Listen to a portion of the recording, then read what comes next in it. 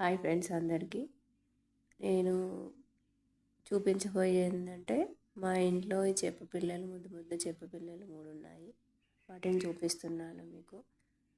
చాలా బాగుంటాయి. వాటిని చూస్తే చాలు మనసంతా ఎక్కడికో వెళ్ళిపోతుంది, హ్యాపీగా అనిపిస్తుంది.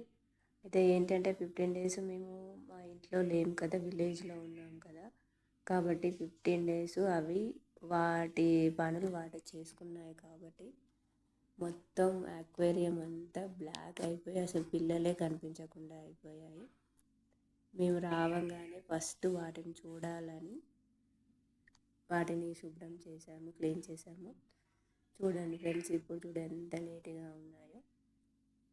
రాళ్ళు కడిగి వాటర్ తీసి మళ్ళీ కొత్త వాటర్ పోసి మళ్ళీ రాళ్ళని కడిగి అందులో వేసి ఫిషెస్ అక్వేరియంలో వేసి ఎంత చక్కగా తిరుగుతున్నాయో చూడండి. ఎంత మనసుకు ప్రశాంతంగా ఉందో వాటిని చూస్తుంటే. చాలా చాలా ముద్దు ముద్దుగా ఉన్నాయి నా పిల్లలు. చాలా బాగుంటాయి. అటు ఇటు తిరుగుతుంటే చాలు, వాటిని చూస్తే టైం సరిపోదు. వాటిని చూస్తూ టైం గడిపేయచ్చు. ఇంకా ఏ ఆలోచన రాదు వాటిని చూస్తుంటే. చాలా బాగా ఉంటుంది. ఇంకోటి, ఇవి తర్వాత చెట్లకి మొత్తం ఆవు పేడతో మొత్తం చెట్లన్నీ కొంచెం నీరసంగా ఉండిపోయేసరికి నేను పేడ నీళ్ళు అయితే ఇచ్చాను. ప్రతి ఒక్క చెట్టుకి పేడ నీళ్ళు అయితే ఇచ్చాను. ఆ తర్వాత నేను ఇప్పుడు మీకు ఈ ఎండాకాలం వచ్చేసింది కాబట్టి ఏప్రిల్ నెలలో దంచి కొడుతున్నాయి ఎండలు. అలాగే పిల్లలకి కూడా హాలిడేస్ వచ్చేసాయి. పిల్లల్ని కూడా ఎండలో దించకండి, ఎండలో ఆడనించకండి. పొద్దున మార్నింగ్ 6 నుంచి 8 వరకే పిల్లల్ని బయటికి రానివ్వండి. పిల్లల్ని ఏమాత్రం బయటికి రానివ్వకుండా చూసుకునే బాధ్యత తల్లిదండ్రులదే. పిల్లల్ని కూడా కొట్టకుండా తిట్టకుండా ఉండండి. ఎందుకంటే వాళ్ళు ఈ టైంలోనే కదా పిల్లలు గారాబం చేసేది. అందుకని చెప్తున్నాను. ఇప్పుడు ఇది మన ఈ ఎండ అనేది ఏప్రిల్ నెలలో సాధారణ వేడి అయితే కాదండి. ఇది ఎల్నినో అనే ప్రమాదకరమైన పరిస్థితి ప్రారంభమైంది. ఇది మెల్లగా ప్రాణాలను కూడా తీస్తుందని చెప్తున్నారు. మరియు ప్రియమైన వారిని మన నుండి దూరం చేయవచ్చు అని కూడా చెప్తున్నారు. ఎందుకంటే రీసెంట్గానే మా ఇంట్లోనే జరిగింది ఇది. మే నెల దగ్గర పడే కొద్దీ ఈ పరిస్థితి మరింత తీవ్రమవుతుందని చెప్తున్నారు. ఇది ఎల్నినో ఎండాకాలం అంట. సాధారణంగా చెప్పాలంటే పసిఫిక్ మహాసముద్రంలో నీరు చాలా వేడిగా మారుతుంది. ఇది ప్రపంచవ్యాప్తంగా గాలి ప్రవాహాలను మార్చుతుంది. మే నెలలో రావాల్సిన దక్షిణ పశ్చిమ వర్షాకాలం మాన్సూన్ అనేది ఆలస్యంగా రావచ్చు లేదా తక్కువగా ఉండవచ్చు. అంటే వర్షం పడాల్సిన సమయంలో తీవ్రమైన ఎండ ఉంటుంది. ఈ పరిస్థితి చాలా ప్రమాదకరం. ఆరోగ్యంగా ఉన్నవారికి హీట్ స్ట్రోక్ వల్ల ప్రాణాపాయం కూడా కలగవచ్చు అని చెప్తున్నారు. కాబట్టి మన ప్రాణాలను రక్షించుకోవడానికి వెంటనే ఈ సూచనలను అయితే పాటించండి. దాహం వేసే వరకు వేచి ఉండకండి, అదైతే ప్రమాదకరమైంది. దాహం అనేది శరీరం ఇప్పటికే నీరు కోల్పోయిన సంకేతం. ప్రతి గంటకు నీరు తాగాలి. పిల్లలు మరియు వృద్ధులు తప్పనిసరిగా నీరు తాగుతున్నారో లేదా చెక్ చేసుకోండి. ఎప్పుడు మీ దగ్గర ఒకటి వాటర్ బాటిల్ ఉంచండి.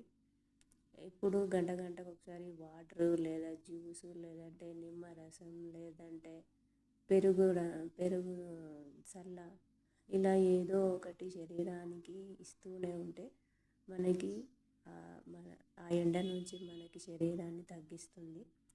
అత్యంత ప్రమాదకరమైన సమయం ఏంటంటే ఉదయం 11 గంటల నుంచి మధ్యాహ్నం 3 గంటల వరకు అత్యంత ప్రమాదకరమైన సమయం అంట. ఈ సమయంలో సూర్యరశ్మి నేరుగా శరీరంపై పడిపోతుంది. సాధ్యమైనంత వరకు ఇంట్లోనే ఉండండి. పాఠశాలలు అయితే ఇప్పుడు ప్రతి ఒక్కరికి హాలిడేస్ వచ్చాయి. చిన్నపిల్లలకి ప్రతి ఒక్కరూ చిన్నపిల్లల్ని సాయంత్రం పూటనే బయటికి తీసుకురండి. 11 గంటల నుంచి 4-5 గంటల వరకు మాత్రం పిల్లలు వృద్ధులు బయటికి రాకుండా చూడండి. వచ్చినా కూడా కాసేపు అలా సాయంత్రం పూట గాలికి కాసేపు ఆడుకొని మళ్ళీ ఇంటికి తీసుకెళ్ళండి. ఫ్యాన్ల కింద, ఏసీల కింద, కూలర్ల కిందనే ఉంచండి. మీరు కూడా ఉండండి. మళ్ళీ ఒకటి ఏంటంటే కాటన్ దుస్తులే ధరించండి. ఎక్కువ నలుపు దుస్తులు అంటే అలాంటివి ధరించకండి. చిన్నపిల్లలకైతే నైటీ డ్రెస్సులు, షార్ట్ డ్రెస్సులు అలానే వేయండి. ఎందుకంటే వాళ్ళకి గాలి ఆడాలి కాబట్టి వైట్ లేదా పింక్ వంటి లైట్ కలర్స్ వాటినే దుస్తులే కలర్స్ అలాంటి డ్రెస్సులే వేయండి. ఎందుకైనా మంచిది. పిల్లలని కూడా కాపాడుకునే బాధ్యత మనదే కాబట్టి. ఈ స్ట్రోక్ లక్షణాలు, హీట్ స్ట్రోక్ లక్షణాలు ఎలా ఉంటాయట అంటే తీవ్రమైన తలనొప్పి, మూర్ఛపోవడం, వాంతులు, చెమట రాకుండా చర్మం ఎండిపోవడం లాంటివి జరుగుతాయంట. ఇలాంటివి ఉన్నప్పుడు, ఈ లక్షణాలు కనిపించినప్పుడు వెంటనే ఆ వ్యక్తిని నీడలోకి తీసుకువెళ్ళి తడిగుడ్డతో శరీరాన్ని తుడిచి వెంటనే ఆసుపత్రికి తీసుకువెళ్ళండి చెప్తున్నాను. ఇలా ఎవరికైనా జరగచ్చు. మన ఇంట్లో పేరెంట్స్ అయినా, మన ఇంట్లో వృద్ధులైనా, అమ్మమ్మలు, తాతయ్యలు ఎవరైనా కావచ్చు ఫ్రెండ్స్. ఎవరినైనా ప్రతి ఒక్క నిమిషానికి కంటపెట్టి చూడండి. ఎందుకంటే ఎవరి ప్రాణాలైనా అందరి ముఖ్యమే కాబట్టి అందరూ బాగుండాలని కోరుకుంటున్నాను ఫ్రెండ్స్. మళ్ళీ ఒకటి ఏంటంటే మన ఇంట్లో కూడా చిన్న చిన్న కుక్క పిల్లలనని, పిల్లులని, కుందేళ్ళని, చేపలని, మేకలని, బర్రెలని వాటిని కూడా మనం పెంచుకుంటాము. అలా పెంచుకున్న వాళ్ళు కూడా వాటికి కూడా వాటి రక్షణ చూసుకోండి. పిల్లలని ఎలా అయితే చూసుకుంటున్నానో జంతువులని కూడా, యానిమల్స్ని కూడా అలాగే చూసుకునే బాధ్యత మనదే. జంతువులను మర్చిపోవద్దు. ఇంటి కుక్క పిల్లలు, పిల్లులు ఇలా వీధి జంతువులకి కూడా మనము తోచిన సహాయం చేయండి. ఇంటి ముందు కూర్చునే, గోడ దగ్గర కూర్చునే వాళ్ళకి కూడా, ఇంటి ముందు వెళ్ళే వాళ్ళకి కూడా మనం నీరు సహాయం చేయండి. వాడికి నీడ ఉండేలా చూసుకోండి ప్రతి ఒక్కరికి. ఇలా మొక్కలు పెంచే వాళ్ళు ఉన్నా కూడా ఈ మొక్కలకు కూడా పొద్దున సాయంత్రం నీళ్ళు ఇచ్చేట్లా చూసుకోండి. అవి బాగుంటేనే కదా మనకి కూడా ఆక్సిజన్ ఇచ్చి ఆ గాలిని మనం పీల్చుకోగలుగుతాము. అందుకే మొక్కలను కూడా వడదెబ్బ తగలకుండా చూసుకోమని కోరుకుంటున్నాను. ఈ సమాచారం విన్నవారు మౌనంగా ఉండకండి. మీ కుటుంబ సభ్యులకు, స్నేహితులతో పంచుకోండి. మనందరం కలిసి రాబోయే ఎల్నినో పరిస్థితిని ఎదుర్కోవడానికి సిద్ధంగా ఉండాలి ఫ్రెండ్స్. మనం సురక్షితంగా ఉంటేనే ఈ ప్రమాదం నుండి బయటపడగలం. ఈ సమాచారాన్ని పంచుకొని మరొకరి ప్రాణాన్ని కాపాడండి ఫ్రెండ్స్. నేను చెప్పిన విషయంలో ఏది తప్పుగా లేదు ఫ్రెండ్స్. అందరికీ ఉపయోగపడేదే ఇదంతా. ప్రతి ఒక్కరికి ఉపయోగపడుతుందని అనుకుంటున్నాను. మీరు కూడా నేను చెప్పిన జాగ్రత్తలు, ఎండకి పోకుండా చిన్న చిన్న జాగ్రత్తలు పాటించాలని కోరుకుంటున్నాను ఫ్రెండ్స్. పిల్లలని బయటికి పంపించకుండా మన ఇంట్లో మూగ జీవాలు ఏవైనా ఉంటే వాటిని కూడా సురక్షితంగా ఉంచుకోవాలని కోరుకుంటున్నాను. మొక్కలను కూడా వాటికి కూడా పొద్దున సాయంత్రం వాటర్ పోసి వాటిని కూడా మంచి ఆరోగ్యంగా ఉంచాలని కోరుకుంటున్నాను. Thank you friends. ఈ వీడియో కనుక నచ్చినట్టయితే సబ్స్క్రైబ్ చేయండి, షేర్ చేయండి, లైక్ చేయండి. Thank you friends. Thank you.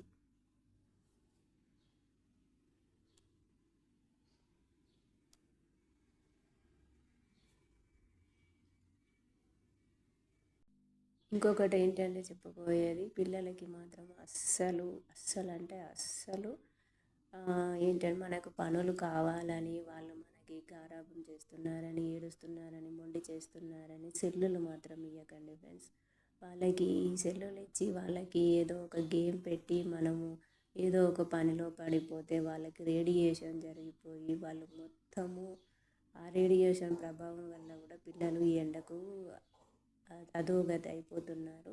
పిల్లలకి కంపల్సరీ సెల్లులు, మొబైల్స్ చేతికి ఇవ్వకుండా ఇంట్లోనే ఏదో ఒక హ్యాబిట్గా గేమ్స్ ఆడిపించుకుంటూ వాళ్ళని మీతో పాటే పొద్దున సాయంత్రం అన్నం పెట్టి పడుకునే ఏదో ఒక గేమ్ ఆడుకునేలా చిన్న మన చిన్నప్పుడు ఎవరెవరమైతే ఇలాంటి గేమ్స్ అయితే ఆడుకునే వాళ్ళమో అలాంటి గేమ్స్ ఆడుకునేలా వాళ్ళకి చెప్పండి.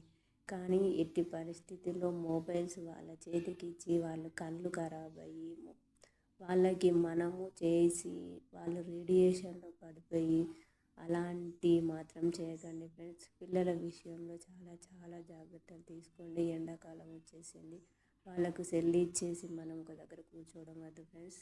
Thank you friends.